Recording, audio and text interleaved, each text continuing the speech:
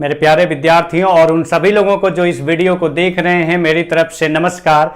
ये परसेंटेज की 37th class है और आज की क्लास में हम लोग जो क्वेश्चन कर रहे हैं वो कहीं ना कहीं पीछे की क्लास में आप कहीं ना कहीं पढ़ चुके हैं उन सारे कंसेप्ट को। तो मैं थोड़ा सा अगर हिंट दूं कि किस तरीके के क्वेश्चन आज की क्लास में करने वाले हैं, तो वो हिंट ये होगा कि जो सक्सेसिव पार्ट था, क्रमिक आपका इंक्रीज डिक्रीज की कंडीशन अगर आप देखें तो पढ़ा था आपने, तो उस केस में किस तरीके से क्वेश्चन को सॉल्व किया जाता था। अगर आपको थोड़ा बहुत भी याद हो, वो रेशियो मेथड अगर याद हो या वो फॉर्मूला याद हो जो पॉपुलेशन वाले क्वेश्चन किया था मेरे साथ आपने, अगर आपने पढ़ा होगा तो मेरे साथ अगर आपने किया होगा तो आपको पता होगा कि किस तरीके से वो आपने पढ़ा था पॉपुलेशन वाले क्वेश्चन, और कौन सा आपने पढ़ा था, कौन सा कंसेप्ट था जो मैंने बोला था सक्सेसिव पार्ट है, जिसमें a प्लस बी वाला कंसेप्ट भी यूज किया था, a plus B plus A into B by 100, या फिर रेशियो मेथड की बात हम लोगों ने वहां पर दोनों तरीके डिस्कस किए थे। कब कौन सा तरीका अप्लाई करना है वो मैंने आपके साथ डिस्कस किया था।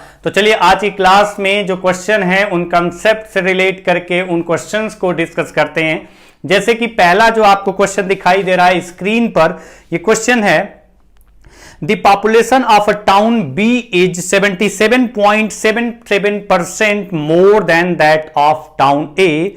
For the next 2 years the population of A increases by X% per year and that of B decreases by the same percentage per year.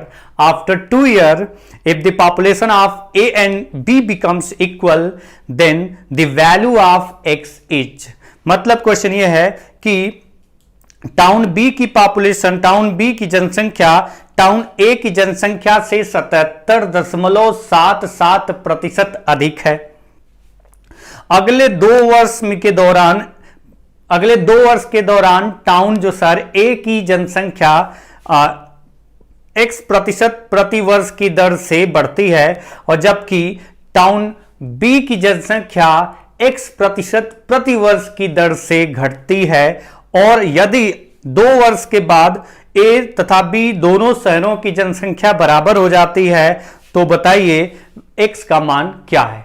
तो बताइए x का मान क्या है। अच्छा, अगर ये क्वेश्चन अगर आप ध्यान से समझ के सोच के अगर आप पढ़ें और उसको पढ़ने के बाद अगर ध्यान से समझे सोचें और उसको क्वेश्चन में कैसे अप्लाई करना है, जो कंसेप्ट है उसको अगर आप ध्यान से अगर समझते हैं, जो फॉर्मूला यूज होगा उसको आप जानते हैं। कैसे जानते होंगे? जब आप पॉपुलेशन के क्वेश्चन किए होंगे तो अगर आपने याद होगा कि कैसे इंक्रीज करने के केस में कैसे आपका फॉर्मूला यूज होता है, कैसे डिक्रीज करने के केस में फॉर्मूला यूज होता है, तो डायरेक्टली आपका आंसर आएगा। ऐसे क्वेश्चंस में बहुत ज्यादा दिमाग लगाने की जरूरत नहीं होती है। लेकिन अब अगर हम यहां पर क्वेश्चन की बात करें कि जो पॉपुलेशन ए की थी, जो पॉपुलेशन बी की थी, वो कैसे इंक्रीज हुई है पहले वर्ष दूसरे वर्ष, अगर इसके बारे में बात करें तो उससे पहले हमें यह देखना होगा कि पॉपुलेशन ए, जो टाउन ए की पॉपुलेशन थी और जो टाउन बी की पॉपुलेशन थी, जनसंख्या थी, उनमें क्या रिलेशन दिया गया है, ये आपको पहली इंफॉर्मेशन है।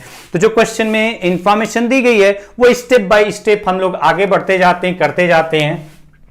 टाउन ए की पॉपुलेशन 77.77%, मतलब अगर आप इसको फ्रैक्शन में लिखें तो 7/9 होगा। कैसे? अगर आपको याद हो 11.11% जो होता था 1/9, तो अगर ये देखें तो ये 11.11% का ये कितने टाइम्स है? 7 टाइम्स, और अगर इसका 7 टाइम्स है तो इसका 7 टाइम्स करेंगे तो आएगा 7/9, यानी 77.77% जो फ्रैक्शन में लिखा जाएगा वो क्या लिखा जाएगा? 7/9। यानी अब आप यहां से देखें कि जो पॉपुलेशन है बी की, टाउन बी की, वो ज्यादा है। कितना ज्यादा है? 7/9 ज्यादा है। किससे ज्यादा है? बी ए से। यानी ए, टाउन ए का पॉपुलेशन अगर 9 लेकर के चलें तो बी का पॉपुलेशन उससे 7 अधिक है और 7 अधिक है, तो 9 + 7 16 है। ये इनकी पॉपुलेशन का रेशियो आ गया। इसको अगर रेशियो का साइन हटाएं तो 9x एंड 16x लिख सकते हैं, या 9y एंड 16y लिख सकते हैं। तो ये मैंने यहां पर लिखा नहीं, उसके नहीं लिखे बगैर भी अगर आपका आंसर आ जाता है, क्योंकि अगर आप रेशियो का यूज करें तो उसमें लिखें बाद में वो कैंसिल ही हो जाता है। तो अगर उसके नहीं लिखने के बावजूद भी अगर हमारा आंसर आता है तो हम क्यों लिखें? अगर लिखना चाहो तो लिख सकते हैं 9y and 16y। 9x and 16x इसलिए नहीं लिख रहे क्योंकि यहां पर टर्म्स दिया गया x परसेंटेज की बात की गई है, तो वो आपने माना है और यहां पर दिया गया है वो कंफ्यूज हो जाएंगे कौन माना है कौन सा दिया गया है, क्योंकि लिखेंगे x तो लिखने का तरीका तो वही है। अब वहां पर थोड़े ना ध्यान रखेंगे कि वो वाला जो है कैपिटल x परसेंटेज है तो हम स्मॉल x परसेंट लिखेंगे और आप खुद ही कैलकुलेट करने में भूल जाओगे, इसलिए मैंने लिखा नहीं। अगर लिखना भी हो तो 9y एंड 16y लिख सकते हैं। तो आगे बढ़ते हैं। अब बोला गया कि जो पॉपुलेशन ए की थी वो इंक्रीज हो रही है। पहले वर्ष इसकी पॉपुलेशन कितनी इंक्रीज हुई, दूसरे वर्ष इसकी पॉपुलेशन कितनी इंक्रीज हुई है, तो ये x% इंक्रीज हुई है, दूसरे वर्ष भी x% इंक्रीज हुई है। और इसकी पॉपुलेशन जो इस टाउन बी है उसकी पॉपुलेशन पहले वर्ष x% डिक्रीज हुई है और दूसरे वर्ष भी x% डिक्रीज हुई है। ये आपको इंफॉर्मेशन दी गई है। तो और बताया गया है कि 2 वर्ष के बाद जो बी की पॉपुलेशन होगी इस कंडीशन के अकॉर्डिंग डिक्रीज होने के बाद, और ए की जो पॉपुलेशन 2 वर्ष बाद होगी इस कंडीशन के अकॉर्डिंग इंक्रीज होने के बाद, वो दोनों क्या हैं, बराबर हैं। और अगर ये दोनों बराबर हैं तो बताना ये है कि तो बताना है कि x का मान कितना है। अच्छा, अगर x का मान पूछा गया है तो आप आते हैं क्वेश्चन पे। देखिए बहुत सारे तरीके हो सकते हैं, एक बेसिक तरीके की बात कर रहा हूं, वो बेसिक तरीका जो अगर आप अप्लाई करते हैं, कोई क्वेश्चन घुमाया भी जाए तो वो बेसिक पॉइंट अगर आपको पता हो तो कर लेंगे। शॉर्टकट तो हर क्वेश्चन का बना दिया जाएगा, वो अलग कहानी है, बट बेसिक की बात कर रहा हूं मैं। तो आप देखिए कि टाउन ए की पॉपुलेशन 9 थी, अब ये कितना इंक्रीज हुई, पहले वर्ष x% इंक्रीज हुई, तो अगर x% इंक्रीज हुई तो कितना हो जाएगी, 100 प्लस x%, परसेंटेज का साइन है, 100 प्लस x परसेंटेज है तो नीचे हमने क्या किया 100। मतलब अगर 9% इंक्रीज हुई, अगर मैं कहता हूं कि 9% इंक्रीज हुई मतलब 100 रही होगी तो 9% इंक्रीज होगी, कितना हो गई, 109% हो गई। 100% रही होगी तो 109% हो गई, और 109% का मतलब 109/100 तो ही होता है ना, यानी कि अगर हम 9% इंक्रीज करते तो 100 प्लस 9 परसेंटेज का साइन है, नीचे 100 जाएगा। तो ये आप जो लिख रहे हैं वो आपको पता होना चाहिए, एकदम बेसिक फार्मूला है। तो हमने कहा कि जो पॉपुलेशन थी वो आपको पता है, यहां पर रेशियो के अकॉर्डिंग 9 थी, इंक्रीज कितना हुई x%, यानी कितना हो जाएगी, तो इसका 100 से x बढ़ा दिया, यानी 100 प्लस x% हो जाएगी, परसेंटेज के लिए साइन नीचे 100 लिख दिया। और उसके बाद अगर आपसे बोला गया दूसरे वर्ष फिर से x% इंक्रीज हुई है तो ये एक सक्सेसिव पार्ट है। फिर अब जो इंक्रीज होगी अब इस पर इंक्रीज होगी, फिर से आप लिखेंगे इनटू 100 प्लस x/100, दोबारा लिखने की जगह डायरेक्टली पावर यहां पर लगा दिया हमने 2 इजिकल टू, बराबर होनी चाहिए दोनों पॉपुलेशन। इसकी पॉपुलेशन कितना हो जाएगी, तो इसकी पॉपुलेशन 16 थी और डिक्रीज हुई है x% पहले वर्ष, तो 100 माइनस x/100 हो गई है। और कितनी बार फिर से दोबारा वही माइनस हो रही है, तो 100 माइनस x/100 जो हो चुका उसका होगा, तो डायरेक्टली पावर 2 लगा दिया। और हमें पता है कि ये दोनों इक्वल हो जाती हैं इस कंडीशन के अकॉर्डिंग चेंज होने के बाद, तो हमने बीच में इक्वल का साइन लगा दिया। अब अगर आप यहां देखें तो रेशियो की बात करते हैं, अगर आप यहां देखें यहां पर भी 100 स्क्वायर आएगा, यहां पर भी 100 स्क्वायर आएगा, तो उसको नेगलेक्ट ही कर देते हैं सीधा सीधा, क्योंकि स्क्वायर इस पर भी आएगा, स्क्वायर इस पर भी आएगा, तो वो कैंसिल ही हो जाएगा, तो उसको मैंने नेगलेक्ट कर दिया, हटा दिया। तो इधर कितना बचा, 100 plus x square, 100 plus x का स्क्वायर, और इधर कितना बचा, तो 100 माइनस एक्स, वो इधर लाते हैं तो नीचे जाएगा 100 minus x square equal to, ऊपर कितना है 16, और ये उधर जाएगा तो कितना होगा 9। ये किसका स्क्वायर है, 4 का, और ये किसका स्क्वायर है, 3 का, यानी 4/3 का स्क्वायर। तो यहां पर भी दोनों का अगर स्क्वायर लिखा हुआ है तो हम ऐसे भी लिख सकते हैं, होल का स्क्वायर, और ये भी होल का स्क्वायर, यानी अगर इसको हटा करके हमने ये लिखा तो पावर 2 कैंसिल हो गया, तो यानी 100 plus x upon 100 minus x equal to 4/3। अब अगर इसको क्रॉस मल्टीप्लाई करके एक्स की वैल्यू निकालें तो क्या नहीं निकलेगी, हाँ निकल जाएगी। कैलकुलेट कर लो ना आप, 3 इंटू 100 300, और 3 इंटू एक्स 3x, मतलब 300 प्लस 3x इजिकल टू, इधर आएगा अगर मल्टीप्लाई करते हैं तो 400 माइनस 4x। तो अब अगर आप यहां से आगे और बढ़ें, और अगर आगे बढ़ेंगे इसके बाद, तो आप देखेंगे, आप देख पाएंगे कि ये 3x एंड 4x को उधर ले जाते हैं तो कितना हुआ 7x, और इजिकल टू ये 300 जब इधर आएगा तो बचेगा कितना 100, यानी x की वैल्यू आ गई 100/7, और 100/7 कितना होता है, तो आप कह पाएंगे 100/7 होता है 1/7, 14.28 अगर आपको याद हो, या 14 होल 2/7%। तो x% जो है x की वैल्यू है वो कितना आ जाएगी, 14 होल 2/7% दी गई क्वेश्चन के इंफॉर्मेशन के अकॉर्डिंग। तो नेक्स्ट क्वेश्चन पे चलते हैं, एक एक स्टेप आगे बढ़ते चलेंगे और क्वेश्चन को सॉल्व करते चलेंगे। जैसे अगला क्वेश्चन है, 4 क्वेश्चन करने वाले हैं और ये आज की क्लास का दूसरा क्वेश्चन। तो आज की जो ये वीडियो है, इस वीडियो का जो दूसरा क्वेश्चन है वो क्या है, तो वो आप पहले देख लो, क्वेश्चन पढ़ लेते हैं ताकि आप भी तक पढ़ के समझ सकें। The annual production in cement question है the annual production in cement industry is subject to business cycles, the production increases for 2 consecutive years consistently by 6.67% and decreases by 6.25% in the third year.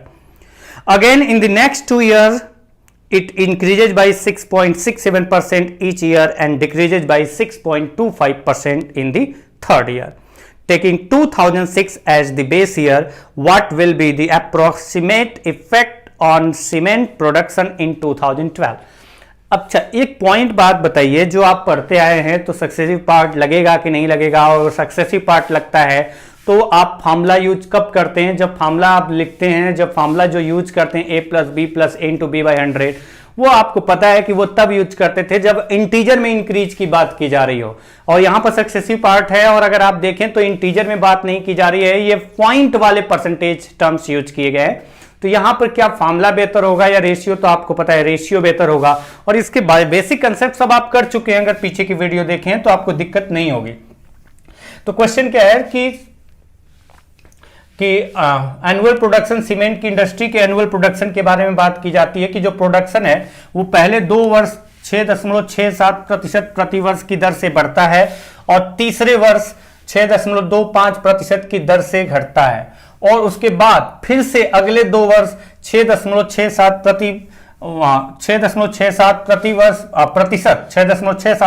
प्रति वर्ष की दर से अगले 2 वर्ष बढ़ता है, और जो तीसरे वर्ष है 6.25% की दर से घटता है। तो बताइए 2006 को बेस माना जाए तो 2012 में जो प्रोडक्शन था, what will be the approximate effect of cement production in 2012? तो 2012 में जो लगभग कितने प्रतिशत सीमेंट के प्रोडक्शन में चेंज हो गया 2006 के कंपेयर में? तो अब अगर देखें यहां पर तो ये सक्सेसिव पार्ट है, पहले बढ़ा 6.67% जो हो गया, फिर उस पर 6.67% और बढ़ जाएगा, फिर जो हो गया फिर उस पर 6.25% डिक्रीज हुआ है। उसके बाद फिर बोला गया, अगर आप देखो तो ये बोला यहीं तो जा रहा है कि 2006 को बेस ईयर माना जाए तो पहले वर्ष कितना बढ़ा? तो 6.67%, दूसरे वर्ष कितना इंक्रीज हुआ? तो 6.67%, तीसरे वर्ष कितना डिक्रीज हुआ है? तो 6.25% डिक्रीज हुआ है, चौथे वर्ष कितना इंक्रीज हुआ है? अगले 3 वर्ष के लिए फिर से बोला गया है, अगर ध्यान से समझे तो again in the next 2 years, मतलब इसके बाद 6.67% जो है बढ़ा है, फिर उसके बाद वाला यानी 5th ईयर 6.67% बढ़ा है, और उसके बाद 6th ईयर जो 3rd ईयर इसके बाद वाला था कंडीशन, तो 6.25% डिक्रीज हुआ है। तो अब आप देखिए कि इसके बाद बोला गया है कि बताइए कि उसका चेंज क्या होगा 2006 को बेस मान लिया जाए, कि 2006 में यहां पर 2006 को बेस मान लिया जाए, 2006 में इतना बढ़ा, 7 में इतना बढ़ा, 8 में इतना डिक्रीज हुआ, इंक्रीज हुआ, डिक्रीज हुआ, 2012 आ गया। तो 2006 से 2012 तक पहुंचे हम। तो आप अगर देखें, अच्छा अगर ये गड़बड़ हो 6 से 7, 7 से 8, 8 से 9, 6 से 7, 7 से 8, 8 से 9, 9 से 10, 10 से 11, 11 से 12, ठीक है। 2012 तक अगर 2006 के कंपेयर में 2012 का प्रोडक्शन देखें, सीमेंट के इंडस्ट्री जो है उसका प्रोडक्शन देखें तो वो कितना % इंक्रीज या डिक्रीज हुआ है।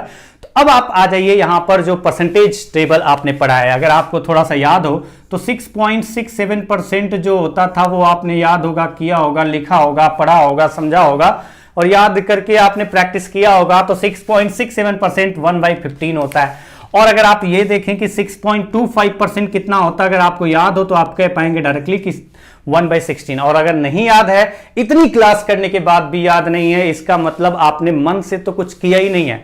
तो मन से करिए, अच्छे से करिए। मन से करने का मतलब दिल से करिए, दिल से करने का मतलब कि हाँ चाहत है कि सीखना है। अगर वो चाहत नहीं होगी सीखने की तो आप लिख लिख के कुछ नहीं कर पाएंगे। चाहत होनी चाहिए कि हमें सीखना है, अच्छा करना है, हमें मैथ अच्छी करनी है और मैथ अच्छा करके अच्छा स्कोर करना है एग्जाम में। तो उसके लिए आपको दिल से इच्छा होनी चाहिए कि हाँ ये सारे हमें पॉइंट याद हो जाएं, और याद करने के लिए रट्टा मारने थोड़े ना बैठेंगे। एक बार देख लें सारे पॉइंट, फिर क्वेश्चन करना स्टार्ट करें। जहां पर अगर आपका इनका यूज होता है वहां पर देखें कि आपके दिमाग में क्लिक करता है या नहीं करता है। अगर नहीं करता है तो एक बार पलट के देख सकते हैं, या फिर अपने आप वहां पर कैलकुलेट करके भी देख सकते हैं।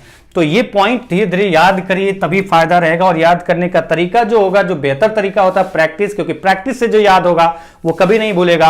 और रट्टा मारने से तो टेबल 20 तक रट्टा मारते रह गए हैं, मुश्किल से 5-10% लोगों को ही सच में अगर 20 तक टेबल पूछ लिया जाए तो आता है, अदरवाइज वही बचपन वाली कहानी होती है, भूल जाते हैं। 12, 12 एंड 13 के बाद भूल जाते हैं। 12 के बाद जो टेबल आपका याद होता है 15 का, और उसके बाद 20 का टेबल बीच का गायब हो जाता है, और बीच का याद भी होता है तो 5 जा 6 जा तक 5 गुना बोला जाए। 16 5 जा कितना होगा 80, 16 6 जा कितना होगा 96। उसके बाद जब 100 के पार वाला केस आएगा आउट हो जाता है। अधिकतर लोगों का यही केस है, मैंने ऑफलाइन क्लासेज में देखा इसलिए बोल रहा हूं। तो चलिए आते क्वेश्चन पे। पहले वह 6.67% इंक्रीज हुआ, यानी पहले था कितना 15, और 15 से एक इंक्रीज हुआ तो कितना हुआ, यानी 15 था, और एक इंक्रीज हुआ तो कितना हो गया 16। तो हम बात कर रहे हैं ये 2006 की बात कर रहे हैं, और ये वाला पार्ट आएगा जो चेंज होने के बाद 2012 में पूरा ओवरऑल चेंज करने की बात कर रहे हैं। ये सारे चेंज होंगे तब ये आपका रेशियो बनेगा, और किस तरीके से बनेगा, क्यों ऐसा करते हैं, वो मैंने पूरा डिटेल में बताया हुआ है शुरू की वीडियो में कि सक्सेसिव पार्ट है, और ये आपको पता है सक्सेसिव पार्ट है तो किस तरीके से होगा। तो पॉपुलेशन वाले क्वेश्चन भी मैंने बताया था और चेंज वाले क्वेश्चन भी बताया था, तो वहां से आप ये जान सकते हैं कि क्यों कर रहे हैं। 1/15 इंक्रीज हुआ, 15 से एक बड़ा 16। फिर आपका 6.67, फिर 1/15 इंक्रीज हुआ, उसके नीचे लिखा 15 से 1 इंक्रीज हुआ 16। ये वाला 1/16 होता है क्योंकि डिक्रीज हुआ है, यानी 16 से 1 डिक्रीज हुआ 15 हो गया। और फिर यहां पर वही बात आ रही है, फिर से 1/15 इंक्रीज हुआ, यानी 15 से 1 इंक्रीज हुआ 16, फिर 1/15 इंक्रीज हुआ, 15 से 1 इंक्रीज हुआ 16, फिर 1/16 डिक्रीज हुआ, यानी 16 से 1 डिक्रीज हुआ 15। तो ये आप देखिए कि 6 वर्ष के अंतराल पे अगर देखें 6 वर्ष में जो चेंज हुआ, तो शुरू में जो था और बाद में जो हो गया वो कितना % चेंज हुआ। तो अगर आप ये देखें ये सारे मल्टीप्लाई करते हैं, क्यों करते हैं ये पता है, और ये सारे आपस में मल्टीप्लाई करते हैं। फार्मूला लिख करके भी मैं करूंगा वही आएगा, लेकिन मैं फार्मूला नहीं लिखने वाला क्योंकि ये सारे बेसिक कंसेप्ट पढ़ चुके हैं हम लोग। आगे चलते हैं। इसमें अगर देखें तो कैंसिल हो रहा है 15 कैंसिल, इधर वाला जो होता है और इधर वाला जो होता है ये आपस में मल्टीप्लाई होते हैं, और ये आपस में मल्टीप्लाई होते हैं, और रेशियो आ जाता है इनिशियल और चेंज होने के बाद लास्ट में जो हो जाएगा, यानी कि 2012 का रेशियो आ जाएगा। तो 15 कैंसिल, 16 कैंसिल, फिर यहां पर देखें कि क्या कैंसिल हो रहा है 15 कैंसिल, 16 कैंसिल, यानी इधर कितना बचा, तो आप कह पाएंगे मल्टीप्लाई करना है जो बचा है, तो 15 इंटू 15 इज इक्वल टू 225, और इधर कितना आया तो 16 इंटू 16, बाकी कैंसिल हो चुका है तो 256। बोला गया है कि बताइए what will be the approximate effect on cement production in 2012 as compare to 2006 base year माना जाए। तो अब बताइए कितना इंक्रीज हुआ, तो हम कहेंगे कि इफेक्ट क्या पड़ा, तो 2006 के कंपेयर में 2012 का जो सीमेंट का प्रोडक्शन था वो कितना इंक्रीज हुआ, इंडस्ट्री का जो प्रोडक्शन था सीमेंट इंडस्ट्री का कितना इंक्रीज हुआ है, तो आपने 225 से 256 हुआ है, कितना इंक्रीज हुआ है 31। किससे इंक्रीज हुआ है तो 225 से, कितना % है इनटू 100 किया 25, 4 एंड 25 9 टाइम, यानी आप देखें 4 124/9, अगर और इसको डिवाइड करके देखते हैं ये परसेंटेज का साइन रहेगा क्योंकि इनटू 100 किया है, तो 9 1 जा 9, 9 1 जा 9, 9 3 जा 27, 27 यानी 7 बचा, 27 मतलब 7/9%। तो 13 होल 7/9% जो सीमेंट का इंडस्ट्री का प्रोडक्शन है, सीमेंट इंडस्ट्री का जो प्रोडक्शन है 13 होल 7/9% बढ़ेगा या घटेगा, तो आपको पता चल गया कि बढ़ जाएगा, इंक्रीज हो जाएगा। तो ये इस क्वेश्चन का आंसर आया। लेकिन इस क्वेश्चन का आंसर देने के लिए आपको रेशियो मेथड क्यों यूज करना है, क्यों रेशियो मेथड यूज किया है या फिर फॉर्मूला यूज नहीं किया, तो वो सारे पॉइंट डिस्कस हो चुके हैं। बेसिक ये क्वेश्चन है जो अच्छे तरीके के दिखते हैं, बहुत ज्यादा कैलकुलेटिव दिखते हैं, लेकिन होते नहीं है, क्योंकि जब बड़ा क्वेश्चन दिया जाता है बहुत ज्यादा कैलकुलेशन होती है, तो कुछ न कुछ इसमें लॉजिक होता है, उन लॉजिक को समझना होता है आपको। नेक्स्ट क्वेश्चन पे चलते हैं। अगला क्वेश्चन अगर आप देखें तो क्वेश्चन है कि इन a company the number of employee increases by X% and also their working hours increases by X%. Due to this the production of the company increases by 96%. Find the initial number of employee in company if total 240 new employees joined the company. अच्छा, ये बोला गया है किसी company में कर्मचारियों की संख्या X% बढ़ा दी जाती है और वर्किंग आवर्स मतलब काम करने के घंटे जो होते हैं और वर्किंग कार्य करने का जो समय है और कार्य करने का समय X% बढ़ा दिया जाता है, जिसकी वजह से कंपनी का जो प्रोडक्शन जो कंपनी का प्रोडक्शन है, उत्पादन है, वो 96% बढ़ जाता है। यदि यदि यदि यदि टोटल 240 नए कर्मचारी शामिल हुए हैं, यदि टोटल 240 नए कर्मचारी शामिल हुए हैं, तो बताइए कि उस कंपनी में प्रारंभ में कुल कितने एम्प्लॉय थे। Find the initial number of employ in company, मतलब प्रारंभ में उस कंपनी में कुल कितने कर्मचारी थे। अच्छा, अब अगर इस क्वेश्चन को करना है तो उसके लिए पहले समझना है, समझेंगे कोई दिक्कत नहीं होगी। समझना क्या है वो मैं एक एक पॉइंट समझाते चल रहा हूं। अगर आपको थोड़ा बहुत याद हो टाइम एंड वर्क के क्वेश्चन जो आपके होते हैं, मैन वेमेन और ऐसे क्वेश्चन, तो उसके कंसेप्ट अगर आपको याद हो तो उसमें क्या करते थे, अगर आपको याद हो तो ऐसे करते थे, एक आदमी 1 घंटे काम करे, 1 घंटे काम करे तो एक चेयर बनाता है, एक कुर्सी बनाता है। ये क्यों बता रहा हूं आपको समझ में आ जाएगा। एक आदमी 1 घंटे काम करे तो एक चेयर बनाता है, ये क्या हुआ, प्रोडक्शन। ये क्या हुआ, प्रोडक्शन। कितना प्रोडक्शन हुआ, एक चेयर का प्रोडक्शन हुआ, एक चेयर का उत्पादन हुआ, एक चेयर बन पाई। तो आप बताइए, एक आदमी 1 घंटे काम करे, एक चेयर बनाता है, इससे कोई लेना देना नहीं है। वो आपने सुना होगा ना, इस धारावाहिक के सभी पात्र काल्पनिक है, इसका वास्तविक जीवन से कोई संबंध नहीं है। मतलब ये जो है ये काल्पनिक है। काल्पनिक का मतलब मैं अपने अकॉर्डिंग कल्पना करके बना रहा हूं आपको समझाने के लिए कि आप अपने दिमाग को ओपन करिए और इस क्वेश्चन में उसको सोचिए। उसको सोचना है क्योंकि आपको डायरेक्टली नहीं दिया गया है। इसमें अगर आपका वेरिएबल्स के फॉर्मेट में दे दिया जाता है तो वहां पर दिक्कत आती है, इसलिए मैं इसको समझाने के लिए बता रहा हूं। तो मैंने कहा कि अगर एक आदमी ही काम करे और अगर वो 1 घंटे की जगह अगर वो 5 घंटे काम करे, अगर वो 5 घंटे काम करे तो कितनी चेयर बनेगी, तो आप तुरंत बता पाएंगे कि चेयर की संख्या, क्योंकि एक आदमी 1 घंटे काम करता है तो एक चेयर बनता है, और एक ही आदमी 1 घंटे की जगह 5 घंटे काम करे, यानी टाइम जो है, आवर्स जो टाइम है वो 5 गुना कर दिया तो चेयर भी 5 गुना बनेगा, 5 चेयर बनेगा। प्रोडक्शन 5 गुना हो गया, टाइम अगर 5 गुना किया तो प्रोडक्शन भी 5 गुना हो गया। और अगर मैं यहां पर कहूं, यहां पर तो हो गया 5 चेयर बनेगा। अगर मैं ये कहूं कि यहां पर एक आदमी की जगह 8 आदमी काम करें और 5 घंटे काम करें तो कितनी चेयर बनेगी, तो अगर एक आदमी 5 घंटे काम करता है तो 5 चेयर बनती है। तो एक आदमी की जगह अगर 8 आदमी हो जाए, 5 घंटे ही काम करें तो 5 चेयर की जगह उसका 8 गुना चेयर बनेगी कि नहीं बनेगी, बनेगी, श्योर बनेगी। यानी टोटल चेयर बनेगी 5 × 8 = 40 चेयर, 40 कुर्सियां बन जाएंगी। तो मेरे को बताना ये था, ये क्या था, ये था नंबर ऑफ पर्सन, ये क्या था, नंबर ऑफ पर्सन, और ये क्या था, number of hours. Number of hours यानी number of hours into number of person = production. तो हम इसमें यह कह सकते हैं कि प्रोडक्शन निकालना हो तो कुल कितने एम्प्लॉय थे और कुल कितने घंटे प्रत्येक एम्प्लॉय काम करता है, उससे प्रोडक्शन आपका डिसाइड होगा कि वो इंक्रीज हो रहा है या डिक्रीज हो रहा है जब हम चेंज करेंगे।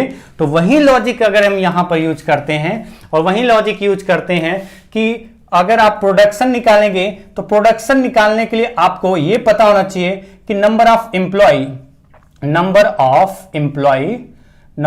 एम्प्लॉय कितने हैं, और उसके अकॉर्डिंग ही तो डिसाइड होगा, क्योंकि रेशियो निकालना है number of employ into time.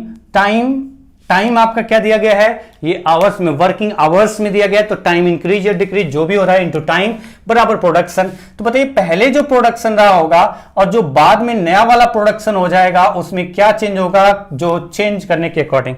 तो ये बोला गया है कि जो एम्प्लॉय थे वो X% बढ़ा दिए जाते हैं। अगर एम्प्लॉय X% बढ़ाए जाते हैं, अगर एम्प्लॉय X% बढ़ाए जाते हैं, यानी कि कुछ तो रहे होंगे, कुछ तो किसी रेशियो में बढ़ा होगा, वो X की वैल्यू नहीं पता है, हमें रेशियो नहीं पता है, तो X% बढ़ाने का मतलब मैंने कहा कि M से N हो गए। तो मैंने कहा X% बढ़ाएंगे, तो मैंने कहा कि पहले M लोग थे और बाद में कितने लोग होंगे, N लोग हैं। किस रेशियो में बढ़े, M/N। जैसे मैं कहता हूं 20% इंप्लॉय बढ़ गए, 20% इंप्लॉय बढ़ने का मतलब कि पहले 5 रहे होंगे तो 1 बढ़ के 6 हो गए, 20% डिक्रीज हो गए तो 5 रहे होंगे तो 1 कम होकर के 6 हो गए। तो 20% अगर इंक्रीज डिक्रीज जैसे बोलता है वैसे कहा गया X% इंक्रीज हुए, तो आपको कुछ तो रेशियो होगा, नहीं पता है। मैंने कहा कि पहले M थे बाद में N हो गए। तो नंबर ऑफ एम्प्लॉय पहले कितने थे, तो हमने कहा कि नंबर ऑफ एम्प्लॉय M थे, और अगर X% बढ़ गए तो कितने हो गए, तो हमने कहा कुछ तो हुआ होगा, नहीं पता है, तो मैंने कहा कि M थे और बढ़ करके कितने हो गए, N हो गए। जो भी पर्सन थे, पहले नंबर ऑफ एम्प्लॉय m थे, अगर x% बढ़ाया तो कितना हो गया, क्योंकि हमें परसेंटेज में वैल्यू नहीं पता है तो हमने कहा कि n हो गया, उसी के अकॉर्डिंग वेरिएबल्स ले लिया। पहले m लोग थे और x% इंक्रीज हुआ तो n लोग हो गए। वैसे ही रेशियो के अकॉर्डिंग बात करें, रेशियो में m से n रेशियो हो गया। अब देखो आगे चलते हैं, जबकि वर्किंग आवर्स आपका इंक्रीज हुआ x%, अगर वर्किंग आवर्स भी x% इंक्रीज हुआ तो वर्किंग आवर्स x% इंक्रीज हुआ तो किस रेशियो में इंक्रीज हुआ, जब ये x% इंक्रीज हुआ तो इस रेशियो में इंक्रीज हुआ, तो वर्किंग आवर्स x% इंक्रीज होने का मतलब कि वर्किंग आवर्स भी m रहा होगा पहले, तो अब n हो जाएगा, उसी रेशियो में आपका इंक्रीज हो जाएगा। यानी इनटू हम कह सकते हैं कि वर्किंग आवर्स भी m/n के रेशियो में इंक्रीज हुआ, यानी पहले m आवर्स कम किया जाता था तो अब n आवर्स काम किया जाएगा, क्योंकि यहां पर टाइम जो है वो आवर्स में दिया गया तो हम आवर्स के अकॉर्डिंग सोच रहे हैं। तो अगर आवर्स होगा तो ये कैंसिल हो जाता है, उसका कोई लॉजिक नहीं है। डे रहेगा तो डे ऊपर भी डे नीचे भी कैंसिल हो जाएगा, m/n के रेशियो में इंक्रीज हुआ है। तो अब देखिए कि टोटल प्रोडक्शन कितना होगा, m/m, और यहां नए वाला टोटल प्रोडक्शन कितना होगा, n/n। यानी अब आपका जो टोटल प्रोडक्शन, इसके अकॉर्डिंग आपका रेशियो जो आएगा, ये एक्चुअल वैल्यू नहीं आएगा, ये रेशियो आएगा कि पुराना वाला प्रोडक्शन और नया वाला प्रोडक्शन का रेशियो क्या आएगा। तो आपको पता है कि the production of the company increases by 74.24%। अच्छा, 74.24% को फ्रैक्शन में क्या लिखेंगे, 74.24% को फ्रैक्शन में क्या लिखेंगे, क्योंकि हमें फ्रैक्शन के अकॉर्डिंग सोचेंगे तो ज्यादा बेहतर होगा।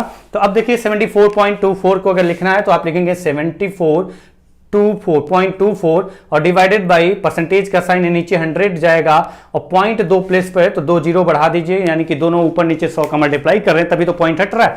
अब आप देखिए कि रेशियो क्या आ रहा है, तो रेशियो को डिवाइड करके रेशियो फाइंड करते हैं कितना आ रहा है। यहां पर अगर डिवाइड करें, 4 से डिवाइड करते हैं, 4 से डिवाइड करें या 8 से डिवाइड करें, 8 से भी डिवाइड हो रहा है क्या, हाँ हो रहा है। 8 से 8 9 जा 72, 8 9 जा 72, 8 9 जा, ओके किससे डिवाइड करें, हाँ 8 से, 8 9 जा 72 बचा 2, 8 2 जा 16, 16 का मतलब 8 8 जा 64। यहां से डिवाइड करते हैं अगर 8 से, तो 8 से 1 टाइम, 8 से कितनी बार गया, 1 टाइम, कुछ कैलकुलेशन गलत ना हो बस ये देखना है। 8 से 1 टाइम गया, किसी परसेंटेज टेबल का मल्टीपल तो नहीं है, देखते हैं 8 से कितनी बार गया, 1 टाइम गया, 8 से 1 टाइम गया। इसके बाद अगर मैं इसको डायरेक्टली बड़े नंबर से कर दूं तो क्या दिक्कत है, मैं ऐसे करता हूं कि अलग से करने की जगह डायरेक्टली क्वेश्चन में ही चलते हैं। आज ये कि बोला गया कि इन कंपनी का जो इंक्रीज हुआ प्रोडक्शन वो 74.24%, पहले 100% रहा होगा तो बाद में हो जाएगा 100 प्लस 74.24, यानी पहले का प्रोडक्शन रहा होगा 100 तो बाद वाला प्रोडक्शन कितना हो जाएगा 100 प्लस 74.24 यानी 174.24 और 0.24 के लिए 2 जीरो बढ़ा दिया। 174.24 यानी 0.24 नीचे है तो पॉइंट हटाना है, 2 प्लेस पर था तो 2 जीरो बढ़ा दिया। तो यहां से आ गया m² upon n² equal to m² upon n² equal to क्या रेशियो आया। तो अगर आप इसको डिवाइड करके चेक करते हैं, चलिए डिवाइड करना ही स्टार्ट करते हैं। अभी डिवाइड कर रहे थे, थोड़ा सा लंबा दिख रहा था तो छोड़ दिया, लेकिन अब डिवाइड तो करना ही पड़ेगा। और अगर इसको डिवाइड करते हैं, किससे डिवाइड करें, तो डिवाइड हो रहा है या फिर स्क्वायर रूट निकाल देते हैं इसका। चलिए पहले हम लोग डिवाइड ही करके देखते हैं। तो अगर हम इसको डिवाइड करें 8 से डिवाइड करते हैं तो डिवाइड हो गया क्या, हाँ होगा। 8 2 जा 16, 8 2 जा 16, 8 1 जा 8 और 8 7 जा 56 और 8 8 जा 64, ठीक है। और 8 से डिवाइड करें तो 8 से 1 टाइम बचा 2, 8 2 जा 16, 8 5 जा 0, 1 2 5 0 आ गया। अब अगर आप इसको और आगे चलते हैं, कैलकुलेशन तो लग रही है थोड़ी बड़ी, फिर भी देखते हैं कि कितना आ रहा है इसका आंसर। देखते हैं और कुछ से डिवाइड हो रहा है। अब किससे डिवाइड हो रहा है, 4 से डिवाइड हो रहा है, नहीं 2 से डिवाइड हो रहा है। 2 से डिवाइड करें 2 से 625 का डबल हो गया। और अगर 2 से डिवाइड करें तो 1 0 और 2 8 जा 16, 2 9 जा 1089 यानी 625/1089 आ गया। तो m upon n equal to आ जाएगा √625 अपान 1089। और 625 अगर देखें तो ये 25 का स्क्वायर होता है और 1089 स्क्वायर रूट निकालना मैंने सिखाया है। अगर नहीं देखा है आपने वीडियो तो मैंने प्लेलिस्ट बनाई है अपनी भी, जो भी वीडियो है चैनल पे प्लेलिस्ट में जाइए, 3 कैलकुलेशन के चैनल, उसमें उस प्लेलिस्ट में कैलकुलेशन का पार्ट करके नाम दिया है, उसमें 3 आपके कैलकुलेशन से रिलेटेड स्क्वायर, स्क्वायर रूट और क्यूब रूट निकालने का तरीका बताया है, तो वहां जाएंगे तो आपको पता चल जाएगा। फिलहाल आपका 1089 जो आएगा वो 33 का, अगर देखें तो 1089 कितने का आएगा, तो 33 का आएगा। अगर आप देखना चाहें तो 33 इंटू 33 कर सकते हैं, 3 3 जा 9, 3 3 जा 9, 3 3 जा 9 9, अगर देखें तो 9 9 9 18 1 9 1 0 1089 आ रहा है, यानी यही तो आया। तो अब आप समझ पाएंगे कि आप बताइए नंबर ऑफ एम्प्लॉय किस रेशियो में बढ़े थे, m/n, और नंबर ऑफ एम्प्लॉय किस रेशियो में बढ़े थे, m/n, यानी नंबर ऑफ एम्प्लॉय पहले के कंपेयर में कितना ज्यादा है, तो आप कहेंगे कि 8 रेशियो ज्यादा है। बाकी इधर उधर सोचने की जरूरत नहीं ना कि आपको उसको परसेंटेज में कन्वर्ट करके देखना होगा कि कितना आएगा,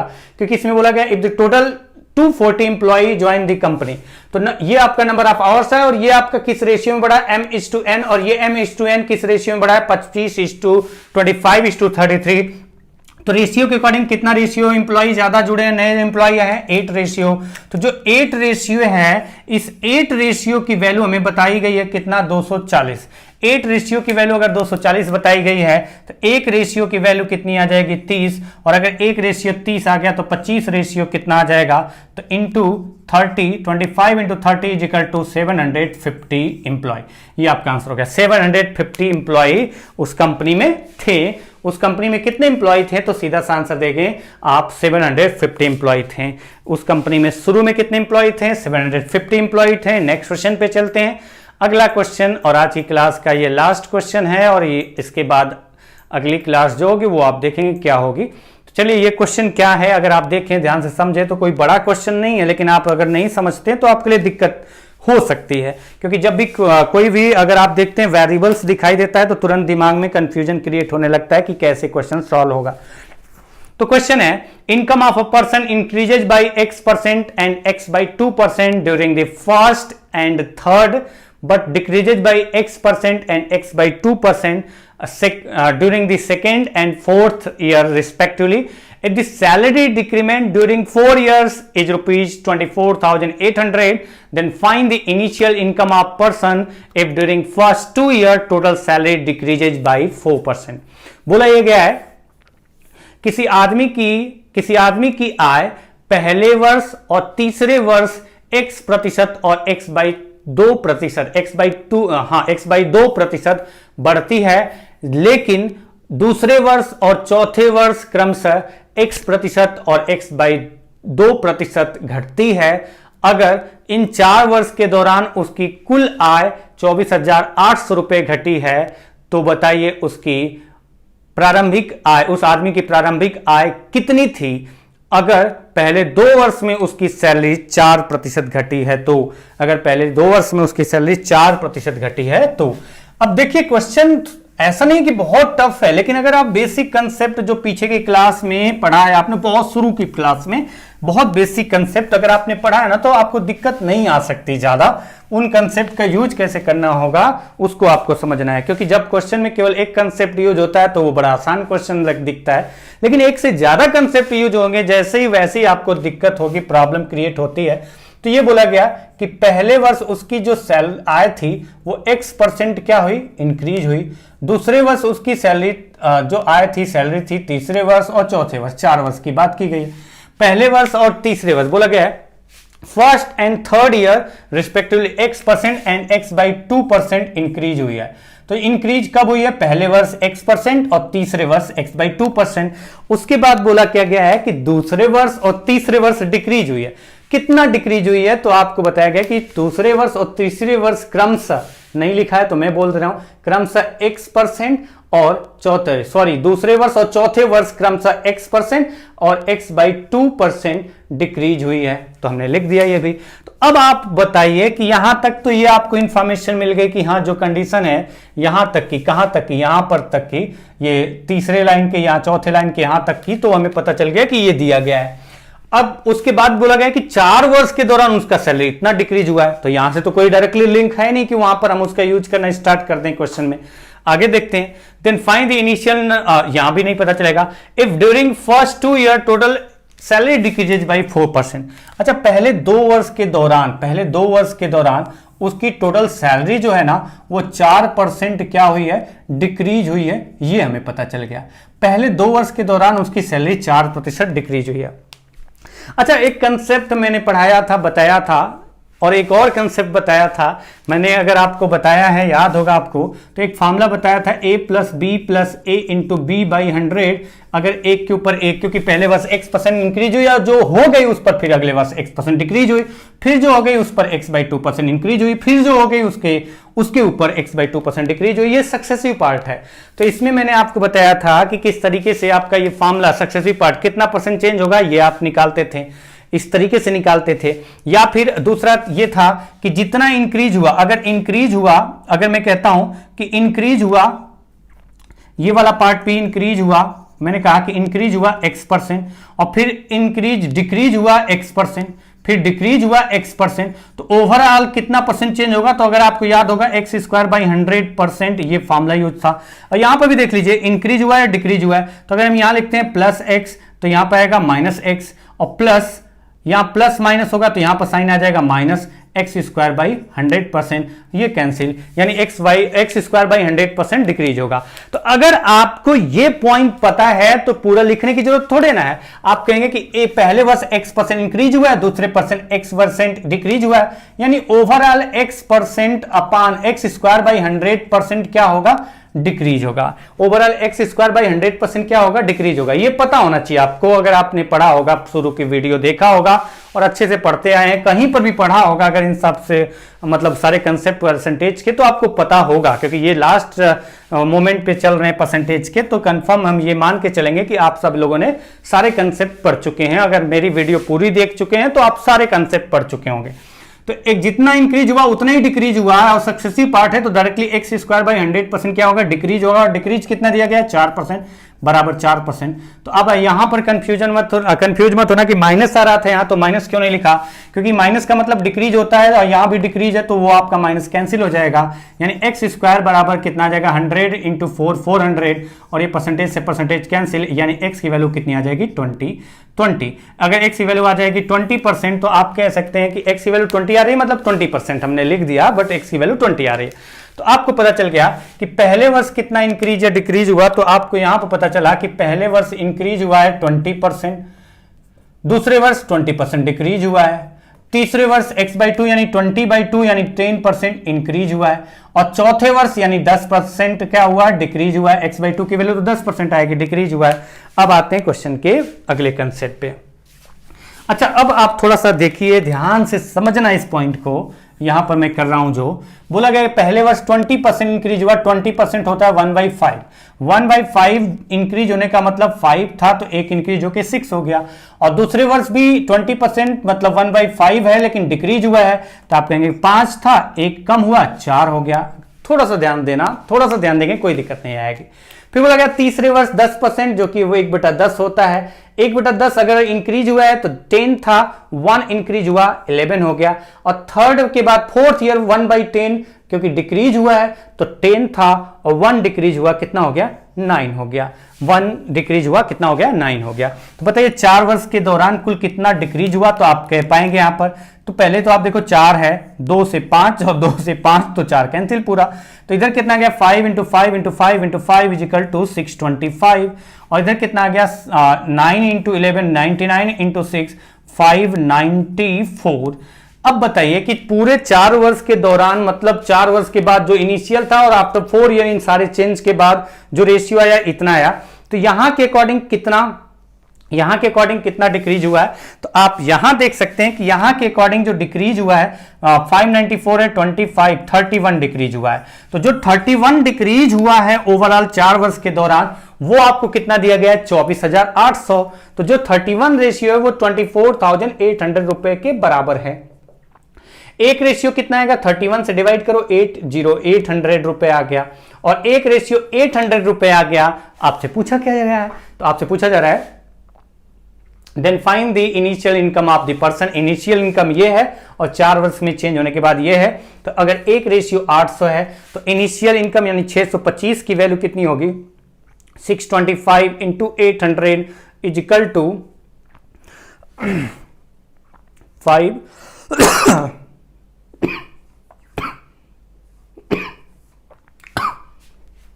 आंसर होगा 5 लाख, 5 लाख। यानी आप कह सकते हैं इस कंडीशन के अकॉर्डिंग कह सकते हैं आपका आंसर आ चुका है कि इस कंडीशन में जो भी इंफॉर्मेशन दी गई उस कंडीशन के अकॉर्डिंग इनिशियल जो आमदनी थी आदमी की वो 5 लाख रुपए थी। तो ये आज की क्लास का अंतिम क्वेश्चन था और आज की क्लास यहीं समाप्त करते हैं। मिलते हैं अगली क्लास में, तब तक के लिए नमस्कार।